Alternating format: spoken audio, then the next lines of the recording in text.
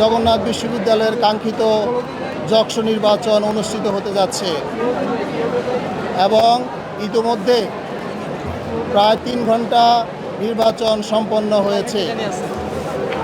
সম্মানিত সাংবাদিকবৃন্দ, আমরা university teachers লীগের পক্ষ থেকে বিশ্ববিদ্যালয় কর্তৃপক্ষ এবং নির্বাচন কমিশনের কাছে আবেদন করে আমরা পর্যবেক্ষক হিসাবে আমরা নাম এন্ট্রি দিয়েছি।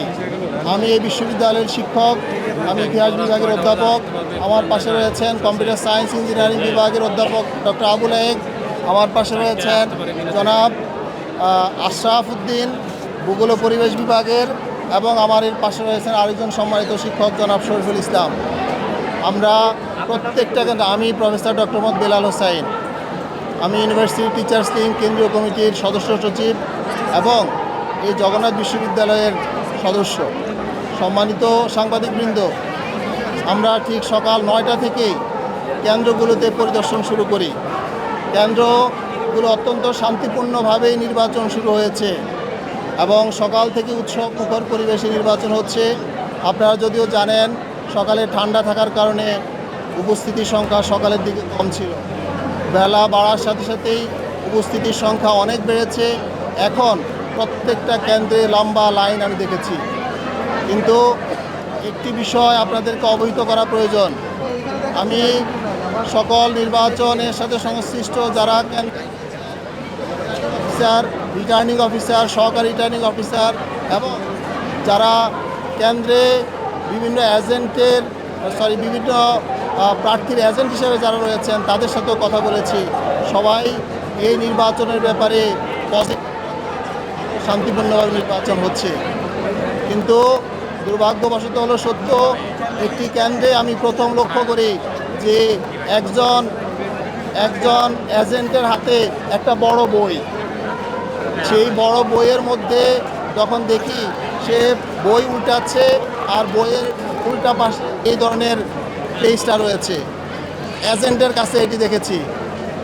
এবং এটি দেখার পরপরই যখন আমি রিটার্নিং কর্মকর্তার সাথে কথা বললাম, অন্যান্যদের সাথে কথা বললাম, তারা বলছেন এরা এগুলো নিয়ে এসছে এবং আমরা সেটা জব্দ করেছি।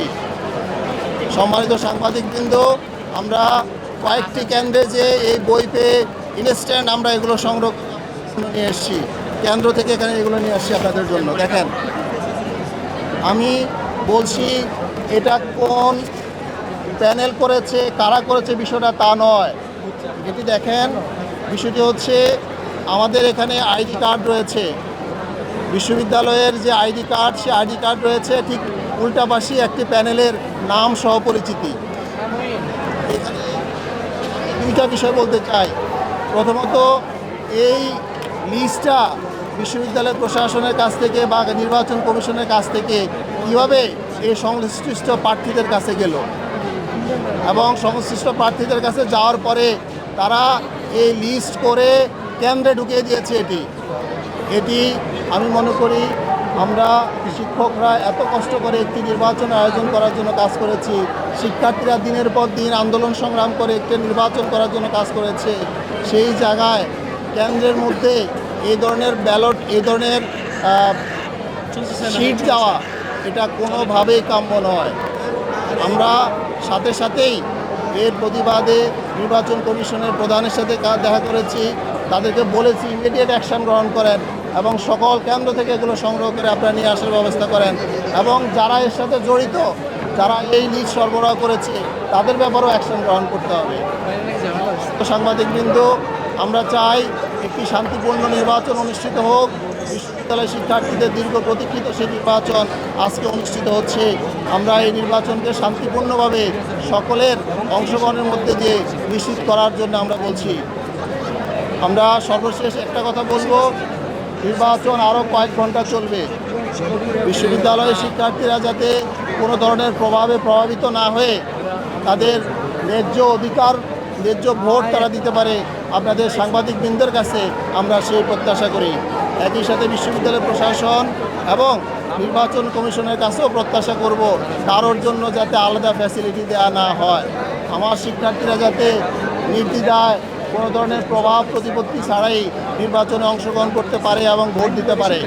আপনারা আজকের এই সংবাদ সম্মেলনে উপস্থিত হওয়ার জন্য আপনাদেরকে ধন্যবাদ। নির্বাচন শেষ হওয়ার পরে আবার আমাদের মতামত জানাবো। এই সামগ্রিক বিষয়ে এখন পর্যন্ত আমরা মতামত দিয়েছি। ধন্যবাদ।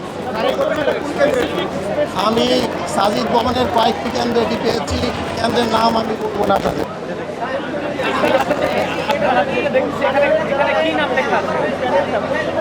না, আমি কোন প্যানেলের নাম লেখা আছে আমি দেখিয়ে দিয়েছি। আমি কোনো প্যানেল নাম বলতে রাজি না।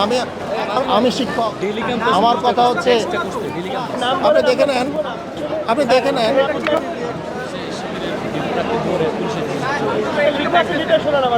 এখানে যে নামটি আছে ঐক্যবদ্ধ নির্বাচন অভিযান, এই প্যানেলের এখানে পেছনে ছবি দেওয়া আছে।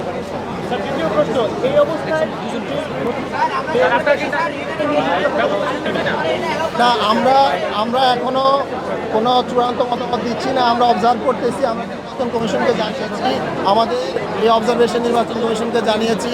আমরা 3:30টায় নির্বাচন শেষ হওয়ার পরে আমরা মতামত প্রদান করব।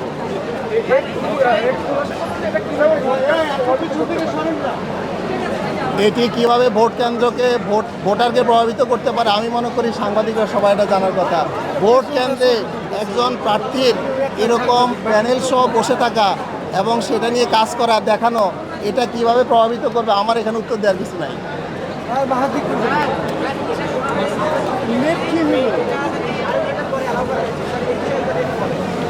না, এটা নির্বাচন কমিশন কখন অ্যালাউ করেছে বা করে নাই এটি আমার প্রশ্ন নয়।